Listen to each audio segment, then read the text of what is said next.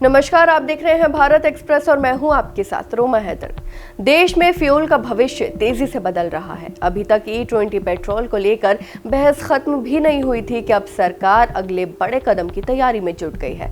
खबर है कि आने वाले वर्षों में पेट्रोल में इथेनॉल की मात्रा और बढ़ा दी जाएगी, यानी E20 के बाद अब E21 और फिर E25 पेट्रोल लाने का रोड मैप तैयार किया जा रहा है।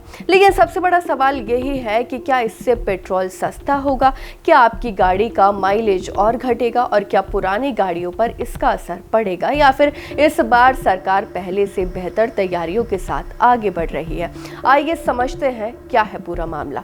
सूत्रों के मुताबिक केंद्र सरकार 2027 तक E21 और 2029 तक E25 पेट्रोल लागू करने की योजना पर काम कर रही है। हालांकि ये बदलाव एक झटके में नहीं होगा, इसे चरणबद्ध तरीके से लागू किया जाएगा ताकि वाहन कंपनियों और ग्राहकों दोनों को तैयारी का पूरा समय मिल सके। फिलहाल देश में E20 पेट्रोल उपलब्ध है, जिसमें 20% इथेनॉल और 20% पेट्रोल होता है। वही खास बात यह है कि सरकार ने E20 ब्लेंडिंग का लक्ष्य तय समय से करीब 5 साल पहले ही हासिल कर लिया है। पहले ये लक्ष्य 2030 तक पूरा होना था, लेकिन अब सरकार इससे भी आगे बढ़ने की तैयारी कर रही है। जानकारी के मुताबिक नई नीति में पेट्रोल में इथेनॉल की अधिकतम सीमा 25% तक रखने पर विचार किया जा रहा है, यानी E25 फिलहाल सरकार की इथेनॉल ब्लेंडिंग पॉलिसी की ऊपरी सीमा बन सकता है। वही सरकार का दावा है कि इथेनॉल ब्लेंडिंग बढ़ाने से भारत की तेल आयात पर निर्भरता कम होगी। सरकारी आंकड़ों के अनुसार सिर्फ E20 ब्लेंडिंग से ही हर साल लगभग 4.5 करोड़ बैरल कच्चे तेल की बचत हो रही है। साथ ही करीब 1.5 लाख करोड़ रुपए की विदेशी मुद्रा भी बचाई जा रही है।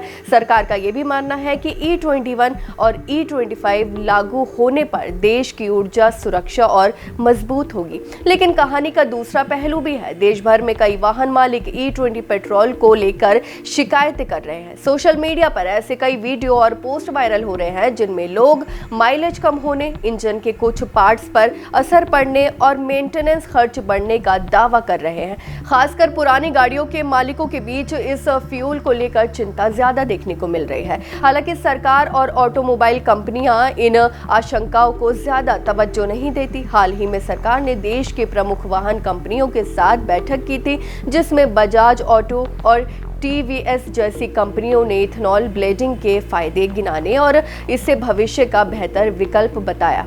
वही नई तकनीक, नए इंजन, सप्लाई चेन और फ्यूल इंफ्रास्ट्रक्चर को धीरे धीरे अपग्रेड किया जाएगा ताकि आम लोगों पर अचानक कोई बोझ ना पड़े।